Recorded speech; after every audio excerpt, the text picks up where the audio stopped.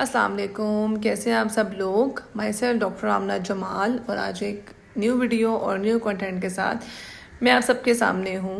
Video start करने से पहले मैं आपसे ये कहूँगी कि अगर अभी तक आपने मेरे चैनल को सब्सक्राइब नहीं किया तो सब्सक्राइब कर दें, बेल आइकन प्रेस कर दें ताकि मेरी हर न्यू वीडियो हर न्यू कंटेंट आप लोगों तक पहुँच सके। आज की वीडियो जो है वो एक बहुत अब ये समझ लें कि ब्रेकिंग न्यूज़ है, एक अलर्ट है गवर्नमेंट की तरफ से, जिस पे मैंने सोचा कि मैं एक वीडियो बनाऊं और आप लोगों तक ये अलर्ट पहुंचा सकूं कि एक हाई अलर्ट वायरस जो है वो फिर से पाकिस्तान में आ रहा है।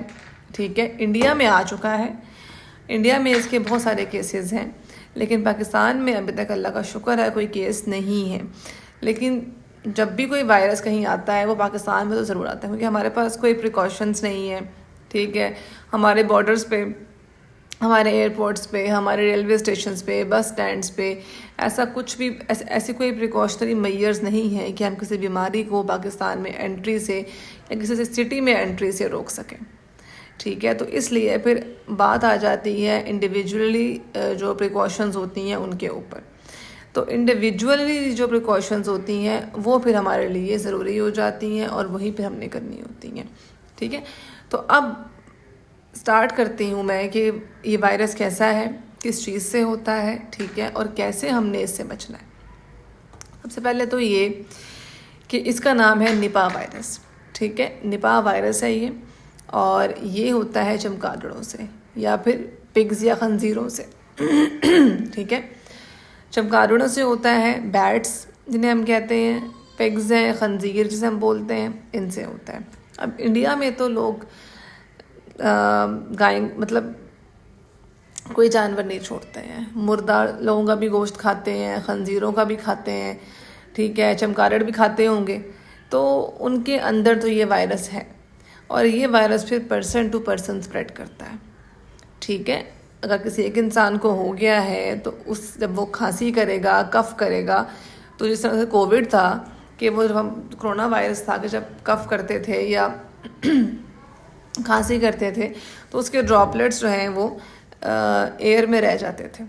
ठीक है, और फिर जब कोई पर्सन वहाँ से गुजरता था तो उसको वो ड्रॉपलेट इन्फेक्शन हो जाता था। तो इसी तरह से ये जो वायरस है ये भी इसी तरह से स्प्रेड इसी तरह से होता है।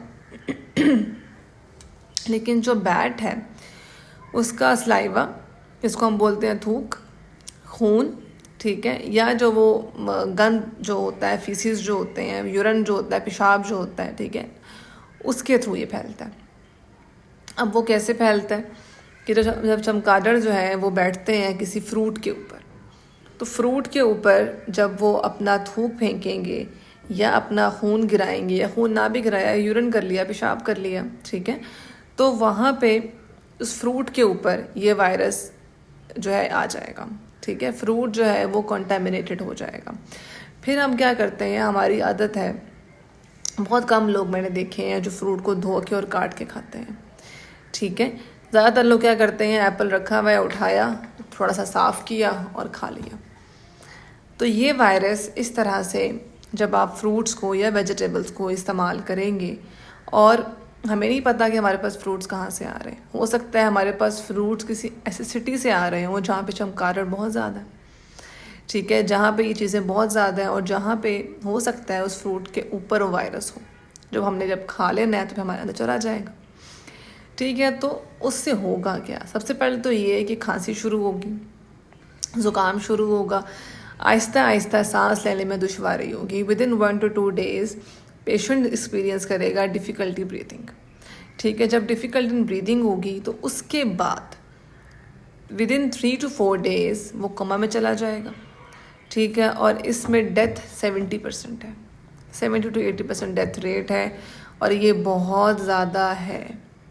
ठीक है, ये कम नहीं है, मतलब कि बंदा कोमे में चला गया है तो that is it's 100% mortality, 100% death, और फिर स्प्रेड भी ऐसे ही है इसका। तो इसके लिए फिर हमने जो है वो गवर्नमेंट लेवल पे भी प्रिकॉशनरी मेजर्स का कहा गया है, आप अपने तौर पर भी प्रिकॉशनरी मेजर्स लें इसकी। और प्रिकॉशनरी मेजर्स क्या हैं, प्रिकॉशनरी मेजर्स सिंपल है, इतनी कोई मुश्किल नहीं है। ठीक है, मतलब जैसे जैसे हमें शऊर आ रहा है, लोगों को शऊर आ रहा है, ठीक है। हमें इस्लाम में जो चीज़ें बताई गई हैं, सफाई निस्फ़ ईमान है, सफाई सुथराई का ख्याल रखें, चीज़ों को धो के तरीके से इस्तेमाल करें, अपने हाथ धोएं, बावज़ू रहें या साफ़ रहें, ठीक है। तो वही चीज़ें हमें अब वायरसेस के थ्रू मजबूरी में करना पड़ रही हैं। हम ना भी करना चाहें हमने करनी है, क्योंकि हर बंदा डरता है कि इस तरह का डेडली वायरस किसी में भी मुंतकिल ना हो। तो अपने हाथ धोएं, कोई भी फ्रूट आता है उस फ्रूट को अच्छी तरह से पानी से धोएं, बॉयल वाटर लें, पानी उबाल के, ठंडा पानी होता है उसको करें ठंडा करके, उसके अंदर फ्रूट्स डाल दें। गरम पानी में ना डालें, ठंडे पानी में जो कि उबला हुआ हो, नीम गर्म हो, उसमें फ्रूट्स डाल के अच्छी तरह से धो के उसके बाद उसको काटें, ठीक है। वैसे भी फ्रूट को काट के खाना चाहिए क्योंकि उसके अंदर कीड़े भी हो सकते हैं। जैसे अमरूद है, लोग ऐसे ही पकड़ते हैं, मुंह में खा जाते हैं, मुझे नहीं समझ आती, उसके अंदर सूंडियाँ इतनी बार देखने को मिलती हैं। तो इसलिए प्रॉपर तरीके से इसको काटें, काटने के बाद फिर उसको खाएं, तो आप में कोई वायरस मुंतकिल नहीं होगा। हाँ, अगर किसी पर्सन को है और उसको ये सिम्टम्स हैं कि उसको खांसी है, ज़ुकाम है और एकदम शुरू हो गई है खांसी ज़ुकाम, ठीक है, और वो अपना दिमागी तवाज़ुन जो है, उसका जो है बैलेंस जो है वो मेंटेन नहीं कर पा रहा, ठीक है, वो कॉन्शियस नहीं है, आप ये कह लें कि वो कंसंट्रेट नहीं कर पा रहा किसी चीज़ के ऊपर, ठीक है, उसकी मेमोरी इश्यूज़ हो रहे हैं उसको, और उसको with in 3 to 4 days start हो गए हैं मेमोरी इश्यूज़। तो उसे चाहिए कि फिर वो अपने आप को आइसोलेट कर ले या फ़ौरन से हॉस्पिटल जाए, डॉक्टर के पास जाए, चेकअप करवाए, ताकि उसका ट्रीटमेंट टाइमली स्टार्ट हो सके। इसकी कोई वैक्सीन अभी तक नहीं है, इसका एज सच कोई ट्रीटमेंट नहीं है। इसमें यही है, जैसे वायरस के लिए एंटीवायरल दी जाती हैं, इसमें भी एंटीवायरल दी जाएंगी, लेकिन वही बात है कि जो जल्दी डायग्नोज हो जाएगा, जिसके बारे में तशख़ीस जल्दी हो जाएगी, उसी को एंटीवायरस मिलेगी, ठीक है। तो ख़ुद भी एहतियात करें और दूसरों तक भी ये मैसेज ज़रूर पहुंचाएं, क्योंकि एहतियात जो है वो इलाज से बेहतर है। तो एहतियात ज़रूरी है, खाने पीने में, चीज़ों में धो के अच्छी तरह से स्लाइस करके काट के खाएं, तो आप लोगों में इंशाल्लाह ये वायरस नहीं आप में एंटर होगा।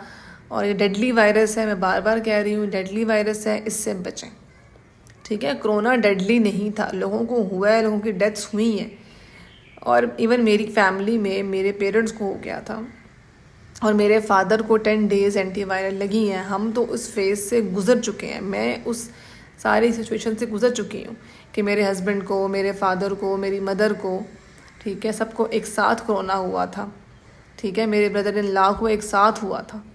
तो मैं तो उस फेज़ से गुज़र चुकी हूँ और मैं उनके साथ रह चुकी हूँ, लेकिन मुझे शुक्र है उस टाइम पे नहीं हुआ, हालांकि मैं उनके साथ रहती थी, ठीक है। तो इसमें आपका ट्रांसफ़र रेट बहुत ज़्यादा होता है, it's a highly contaminated, highly contiguous, ठीक है, लेकिन मोर्टेलिटी नहीं है, इसकी डेथ रेशो कम है।